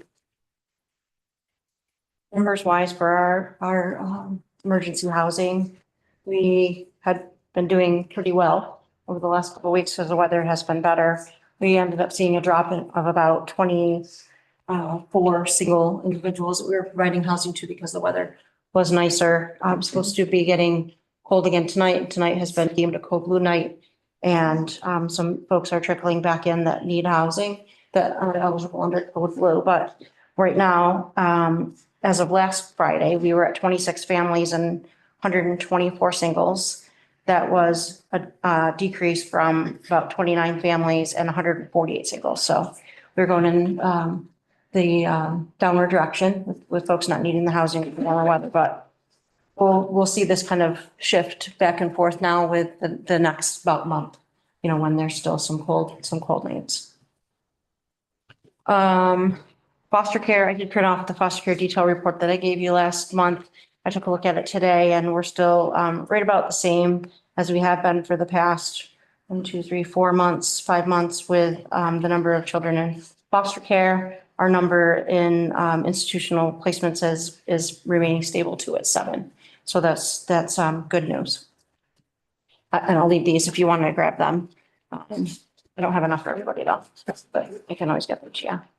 A couple of other things that I wanted to mention that are happening with DSS we've been spending some time on lately is the Child Care Assistance Program and the SSI Representative Payee Program. The Child Care Assistance Program, we receive an allocation of federal and state money for child care assistance for income eligible families in Cayuga County. We get about $2.5 million as an allocation, and Cayuga County does not put in local dollars to supplement the allocation that we get. So this is all coming in, that's funding coming in that we administer. We receive administrative money as well that allows us to administer this program, take in applications, communicate with parents and providers, and the payments go out to the providers that have children in their care that receive the subsidized care. We have been fortunate that since I've been involved as either deputy or commissioner, we've had a rollover where we haven't even used up our entire allocation that we receive in a year. So we've been fortunate in being able to take in new applications and, you know, open cases for folks that come to us that are looking for the child care assistance. That's changed. This will be the first time that we're going to run out of money. And the reason that that's happening is over the last couple of years, there's been some changes with the program and how much the providers are being paid. The state really had to push to make sure that that the payments that go out to providers are comparable to the rates that are being paid to, as private pay folks. So the payments that go out that are the subsidized payments have been higher, and we've also been required to provide them payment when children that receive subsidized care are absent from the childcare. So that, again, this is a business, this is the livelihood of the providers. They need to receive payment in order to keep running. So that was something that the state felt was going to be a benefit in allowing, providers to take in children, the subsidized care. What's happened though is it's increased our rate of spending dramatically, and monitoring that rate of spend that Cayuga County has pretty closely. We started in the fall taking a look at where we were, because we knew we weren't going to want to get to the point where we were going to run out of money and then have to spend local dollars. The first step that we took was in November, when we had to stop opening new cases, because we knew that if we took in more cases, we were going to be running out of funds. And we've been working with the state on everything to let them know where our analysis has led us. Part of what we did too was we asked them for a waiver so that we could continue to recertify the cases that already received the funding, so that there wasn't an abrupt change, the child being able to go to the daycare provider to try to help, because this is it really is a change for the families that have received the subsidy and then are not going to receive the subsidy. And so we were able to get the waiver, and we've been recertifying cases since November. But we're not going to be able to do that anymore, because even with the change of not opening the new cases, we're gonna run out of money. So we notified OCFS that we're going to stop. We're just going to stop the recertification of cases as well. And the only cases that we're going to continue to have are a small number that meet a mandate for us to open. There is the potential that we may receive some funding that we could use during this cycle, the fiscal year cycle that we're in right now, in the governor's budget. It's quite a hefty amount. It's 22% of our allocation, which is about over $500,000. But from what we have been told and from the information that I've been able to get, it's not guaranteed. They're hoping that it's going to remain in the budget and that's going to be the level of funding. I work with Chairman Anna. I just got an email today. I said, I went through it. There's no mention of a rock record where. So far. Right. So we had worked with Chairman Anna to see if there was any information he was able to get that was going to be more of a guarantee that the money would be in there, so that we didn't have to take this next step. But we've not been able to get that. So we're going to be starting April 1st, we're going to have to make this next change. And once we find out what is in the budget, once the budget passes, then we may be able to change course again and pivot and do something different to bring to allow us to spend the money, and also to help support some of these families that receive the subsidy. But it is a big change for families, and I know that some folks have already made phone calls to the legislators, and I just wanted you to be aware that this is happening. It is complicated. Everybody's family situation is different. It's based on income and the type of care that they receive, where their child goes to care. If you have any questions or they have any questions, they can call the employees that work at DSS that are in the child care program, and we'd be happy to help them, help explain as best we can, like why this is happening and what it means for their particular case. Providers as well, because it also impacts the providers. How many families are impacted? So the number for April that would be impacted, I believe, is 18 families. And in May, it's even higher, upwards of 30 families. that would be impacted and lose their care. After that, those are 2 big months for us for some reason of cases that would recertify. So those are large, that's a large number. And then the months after that are less. So it might be that just a couple of these months get affected. But it's 250 families that we serve. So more to come. I'll keep you posted as we hear information, and I'm sure that the chairman, will let me know if he hears any updated information as well. The other thing I wanted to let you know about is about Social Security representative payees. The Department of Social Services has served as representative payee for people who receive SSI or SSDI benefits, federal benefits, when folks are deemed as not being able to manage their own funds for various reasons. It could be that they have mismanaged their funds in the past, or they don't have the ability to based on their particular disability. DSS is really the default. When there's no one else to do it, it falls to the Department of Social Services to take in the funds, work with the individual to make sure their bills are paid, set up a budget, provide for their needs or personal needs with money that they have left over after their bills are paid, and report out information on how their money is spent to Social Security. Voluntary agencies in the community are also able to do this, provide the service to folks if they want to. There was a provider in Auburn that had done it for many years, and then they stopped. And Helio Health had really taken over their spot and took in a lot of the Cayuga County folks that needed representative pay service. And unfortunately, Helio has decided just recently that they're not going to be providing that service anymore. And we're trying to get information on how that's going to impact folks in Cayuga County, but we don't have specific numbers yet. My best guess is that about 100 people will be coming to DSS for representative payee that have been served by Helio. That's a lot of work, a lot of work for us. It falls right now to our Adult Protective Services unit. We do have some representative payee clients that we work with in Adult Protective, and so we are their representative payee. This is a little different because we wouldn't necessarily have a case open with them for anything else. It would just be the financial management. So I wanted to let you know about that. I did have a meeting with Lauren and a local agency earlier this week because we're trying to see if there's a solution out there for someone else that might be interested in doing it. That might pan out.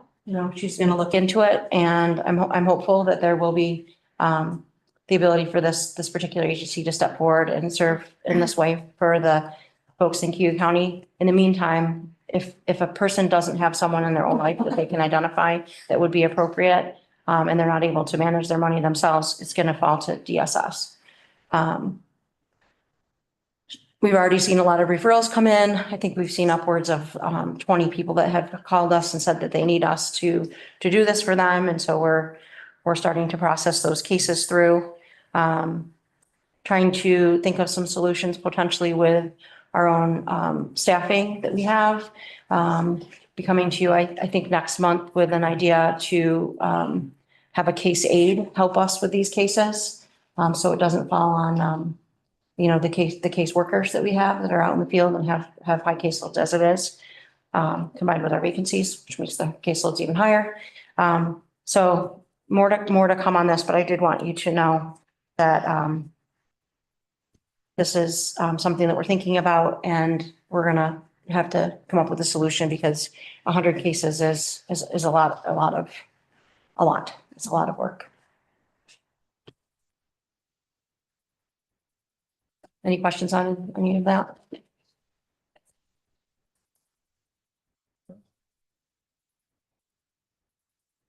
Moving to your resolutions. There's probably another copy there too, if it's easier if you want to. Yeah, can I take them over? That would help me. So,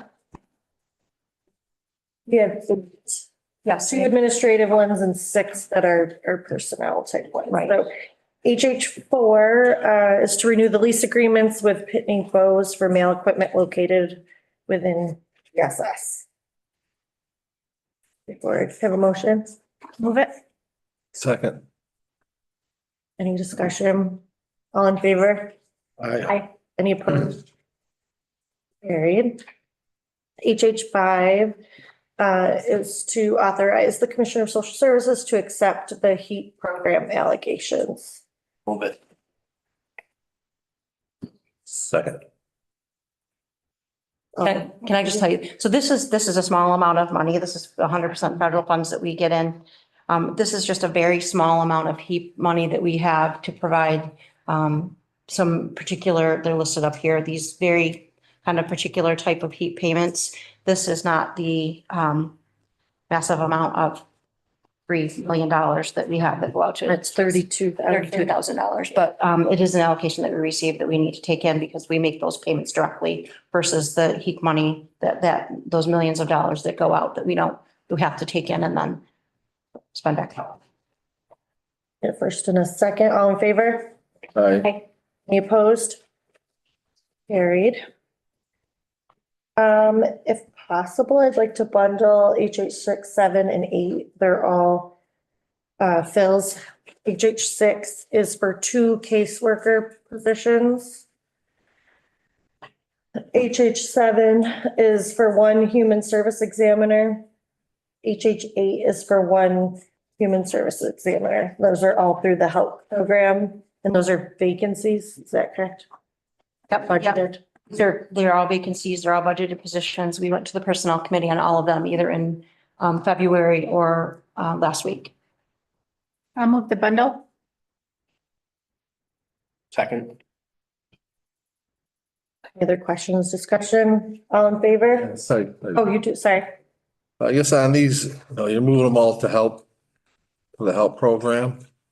Are these ones that you can't fill them because they're not help program? And this is hopefully opening up to more candidates, or it just seems to be a standard, every job that comes across here, everybody's going to the help program thing. They have to, right? Yeah, in order for us to have a position turned into help, then we have to come in and ask to create the position. But I think you're asking more of, is that going to help us with recruitment and not to have a list and all? Is that what I'm understanding? Yeah, so I guess you can't fill this as it is advertised now off the list, correct? Right. So you're going to the help program. And then once it's hired, it converts. Elaine always describes that. Once they're hired, they convert to help. Well, these are positions that we have in our budget that weren't. No, I mean, I thought once it goes, do you have?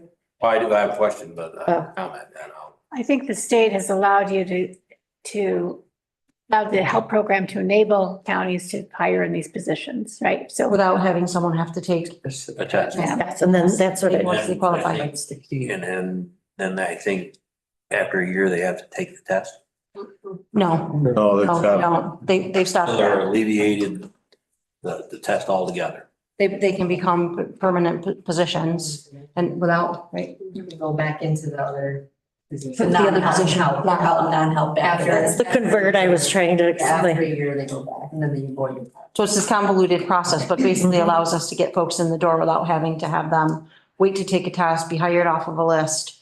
So if they're interested in coming in, filling out an application and we have permission to fill under help, they can come in, we can interview them. If they fit the, what we're looking for, we can bring them on board right away. So when you convert a position to status, does that automatically alleviate the list that no longer exists? The other one, The list that would have been hired from. we don't have a list for these. They can't test the people fast enough. They would never get it. Okay, thank you. the convoluted solution to a convoluted problem. Right. Right, that I thought was going to be a short window of time and has become this years and years, and now they've shifted on their own, to different things statewide as well. Yes. I guess one other question I have is, when you create the help position, now this in a sense puts 2 positions that you can fill? No. So one doesn't go away, it just, One doesn't go away. That we used to do, you used to end one position and change it to the help position. Now we don't have to do that anymore. That's correct. yeah, but when it goes to the help position, the regular one does not go away. So now in a sense on paper, you are allowed to hire two people for one original position. Only gives permission to hire the one. What I don't have the answer to is what happens to that classification. I can get that answer from HR, but I don't have it as I said. But in the beginning, They come. to hire somebody in the help position, they had to take a test and then have to transition to the other one if they pass the test. Now they don't do that at all. Right. It's so the position is almost like saying the same. But you would know better than I do. I don't. Controls. The number of positions is increasing because you already have one on the table. I've got one on the table. I can't fill it. So I'm going to call it this. Now I've got two on the table that I can fill either way. But they have different position control numbers. So we're not able, we're asking to fill this particular, if you look at the resolutions, they have particular position control numbers. Those are the ones that you're giving us permission to fill. They can't, the other one's just sitting there dormant. They It's can't on fill it. paper, but you can't fill it. We don't have permission to fill it. So Mr. Wenzel, while the position may still exist under the position control number, there's no authority to fill it. Okay, Do we fund it? excuse me? Do we fund that position? No, the funding moves from one to the other. So there's no funding in the, I'm gonna call it prior, that's not quite accurate, but funding moves to the new health position that was created. Well, why don't we just eliminate that position? We can't because then we'd have to create it again. You'd have to create it if they move from help to the regular competitive or the permanent position. We would have to go in and create another position. These sort of are held So to speak. for, yeah, until we can get to the point that they're moving from the help position into this other permanent competitive position. I mean, this is really a Diane question. You really lost me with, But there's not double money. There's not. No. no, I get that there's not double money, but so what are the qualifications? So the only reason why the other position continues to exist is because after a year, they can't stay in the help position anymore. They have to be moved back into a permanent position. And if we eliminated that position, it wouldn't be there with a, on paper for them to move to. Well, I guess that's my question is, what has to happen for them, other than the year's time frame, to move into that permanent position? What has to happen? They have to be retained through their probation.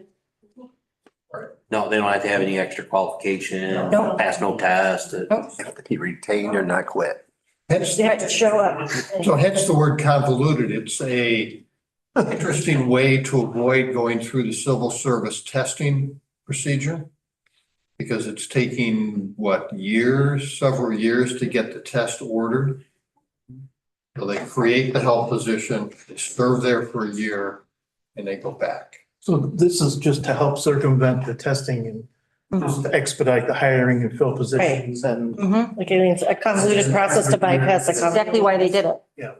Which is an issue created at the state because the state can't get the tests out fast enough. And they ain't getting their $35. But I agree with you that it does get confusing with the creation of the positions and, you know, Because it says create. but I can assure you, we're not bringing on extra people. But, you know, I understand the reason for the help position. It's just, I don't circumvent the civil service part of it. It's just that I don't want to leave other jobs on the table.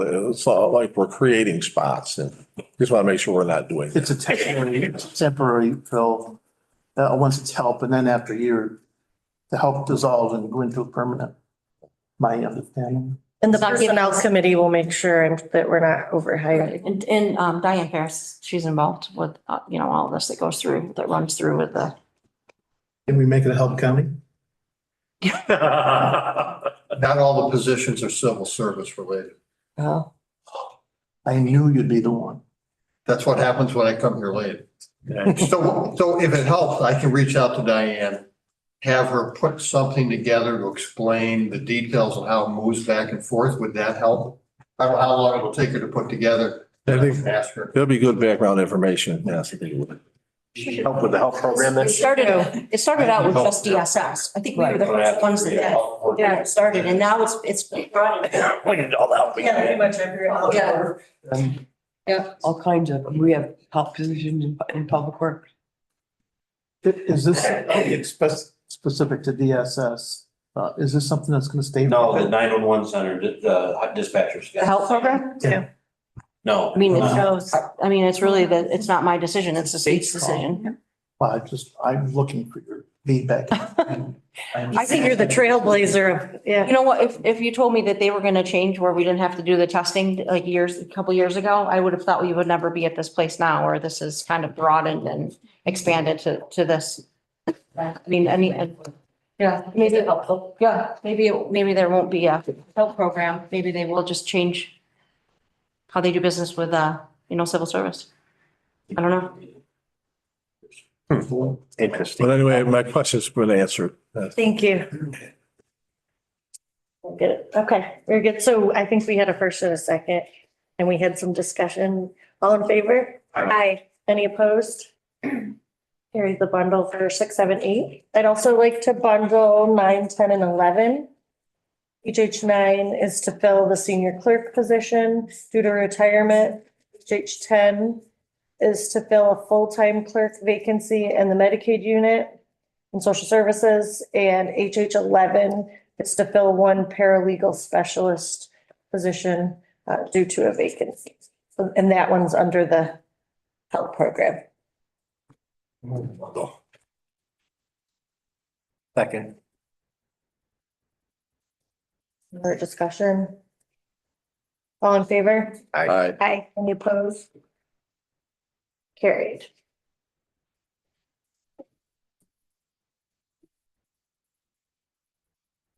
Thank you. Hope it pans out. Yeah, I'll have. A lot of people, like, frustration comes from doing that work too, right? Like people they come very upset because The clients? yeah, Yeah, I mean, when you're talking about managing someone's funds. yeah, It can be intense. can be difficult for them. So yeah, it can be challenging to help them understand. Brenda with Office of Aging.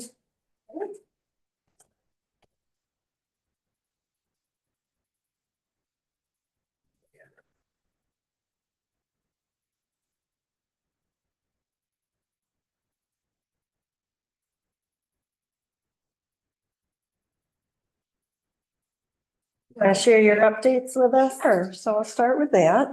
I want to mention that we are accepting nominations for the Senior Citizen of the Year to be recognized at our traditionally May 2026 legislature meeting.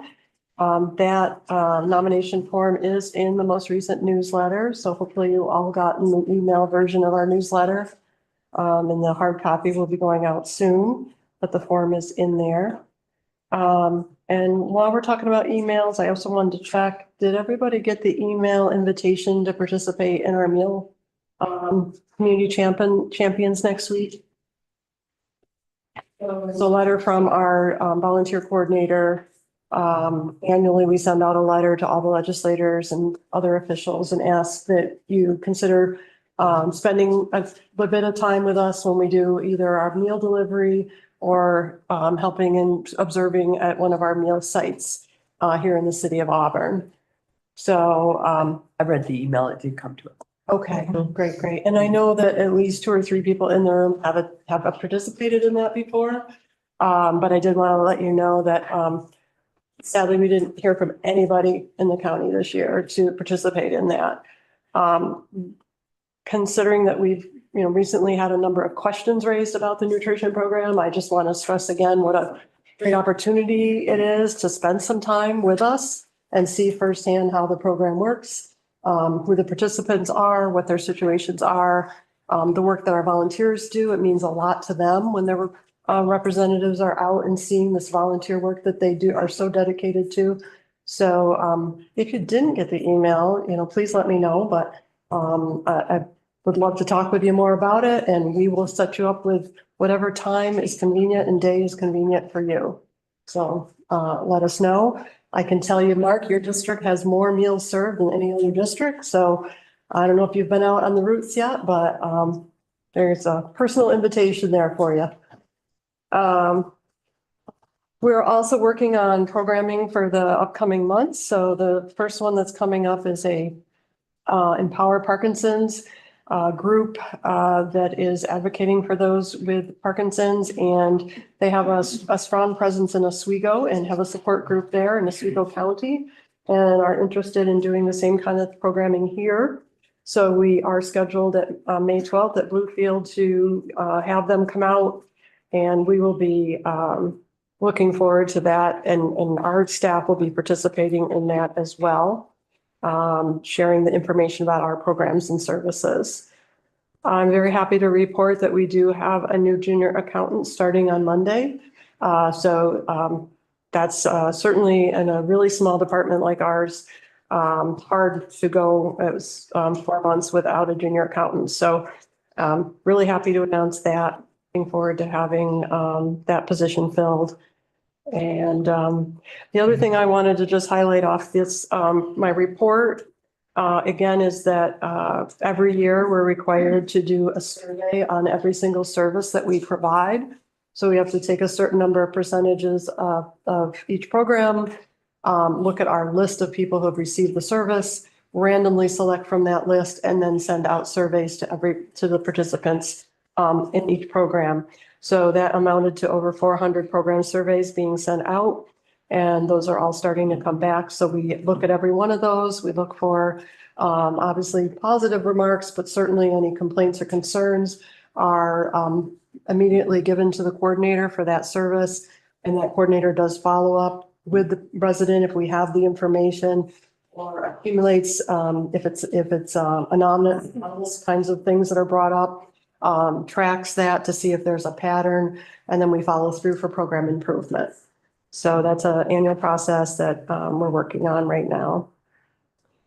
And then at a future meeting, I hope to have one of our staff come and share a story. She wasn't able to come tonight, but share a story about a case that she worked with that she had a very significant impact with. So she wasn't able to come today, be a medical emergency, but hopefully next time we'll be able to do that. Okay, anybody have any questions? I was talking to somebody in my district that recently moved here with her aging parents, and she wanted to tell me that she wouldn't have known what to do for them if it wasn't for your office. You kind of walked her through all the steps, and it's very confusing. So yeah, there's a lot to it. It's definitely very helpful. We've gotten a couple calls recently. Yeah. They've moved, and come to the area, and we're kind of that one stop with it, all things related to aging. It's good. Thank you. Any questions for Brenda? We have 2 resolutions for the Office of Aging. So we have 5 nutrition food service helpers that work at our nutrition sites, and the one at the Boyle Center resigned. She's just ready to retire, so we're looking to fill that position. So that's, I think, the first one on the list. Yes. Yep. H814 to fill the food service helper position. I'll move it. Second. All in favor? Aye. Aye. Any opposed? Carried. HH15 is to authorize the Director of Office of Aging to enter into contract for personal emergency response system, or PERS, for eligible senior citizens. Second. Any discussion, questions? Yeah, could you explain the program, please? Emergency response pendant. No. It's the one that's either hangs on a necklace on a person's neck or is on their wrist as like a. Yeah, I understand that part of it, but. And then call to get help if they are injured. And I'm quite interested in it, so. Okay, all right. I'll let our staff. That makes a difference. The way it's set up in our county, and this predates me, is it is part of our ISIP program. So in other words, you have to qualify for the ISIP program, which requires needing assistance with activities of daily living in your home. Go through a extensive state required assessment and set up sort of a care plan and have ongoing case management. So it is tied in with more of a higher level of service in our county. That was one of the things we had hoped last year that we would be able to provide as a standalone service with the new money from the state. That, you know, that's on hold at this point, because it is a very common request. Yeah. In the meantime, there are also many private options, and we do have a list and brochures from many companies. The price listed here is actually pretty standard. And lots of options out there, so we can talk more. Thank you. Do we have a first and a second? All in favor? Aye. Any opposed? Carried. That concludes the resolutions, right? Yep. Thank you so much. And I just want to comment on the help program because we haven't had to use it until the junior accountant. And it helped considerably. I got way more applicants and way more people that had a variety of experience. So it was definitely greatly improved from my previous. I mean, the last time I needed a junior accountant, it took over 10 months to get somebody. And people wouldn't commit because you know, that whole process of I got to wait for the test results has always been a barrier forever. But it's even more so now when there's so much competitiveness for the position. So I love the workaround. That comment. Nice. Thank you for that. Yes. Thank you. We're done with.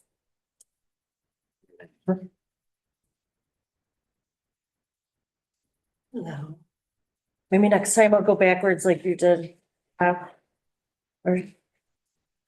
provided an update for this month. I have a couple of things to add to it. One, just I wanted to expand on, I am attending the Food Systems Career Day tomorrow at BOCES. This will be the third time they've done that program.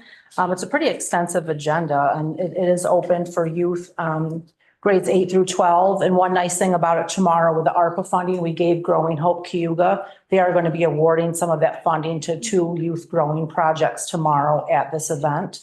So I'll be there for that. And that's held at BOCES. In addition to my report, I did go through the school board meeting at Weedsport the other night, just again, trying to really encourage school districts to participate in that partnership they have with the YMCA program. So hopefully that is going to do well. And I was also there in support of what I spoke to at the previous committee meeting about the DWI event they're going to be hosting at the school. But one thing that was there that kind of tied into things that from the past was there was a lot of people there supporting a youth track team. And I guess we have participants, or at least one participant at our school that's currently going to Moravia to participate at your youth, your track program there. So Weedsport, with your support and a lot of people in the community are really trying to get something like that going at the school. Working very hard. My entire coaching staff went and spoke in front of the school board at Weedsport. The school board seems to be dragging their feet a little bit. Have hopes. We are currently in the school in the county. And we have one, and if there is another gentleman that's interested, but he's not old enough. Yeah. Well, there was, they did have the survey went out. So when I was at the meeting, I understand like there was a huge interest in students and families wanting to do it.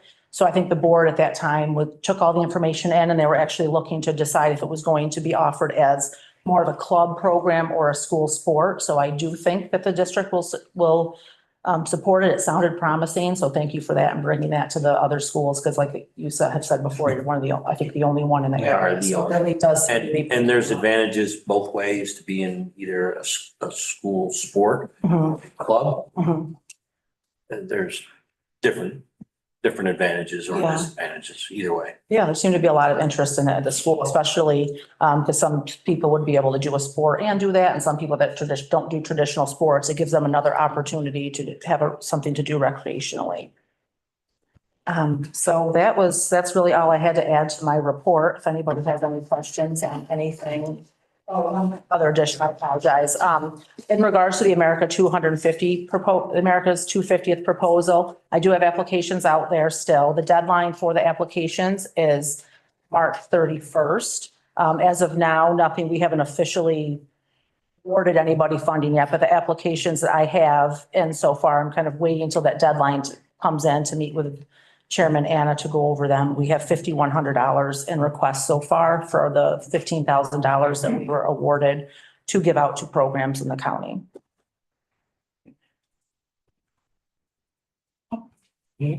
Questions? Great, thank you. Thank you. Everybody, can I have a motion to adjourn? No? Okay. Somebody wants to second it. Let's see how long we can hold out, Ben. Thank you. Thank you, guys.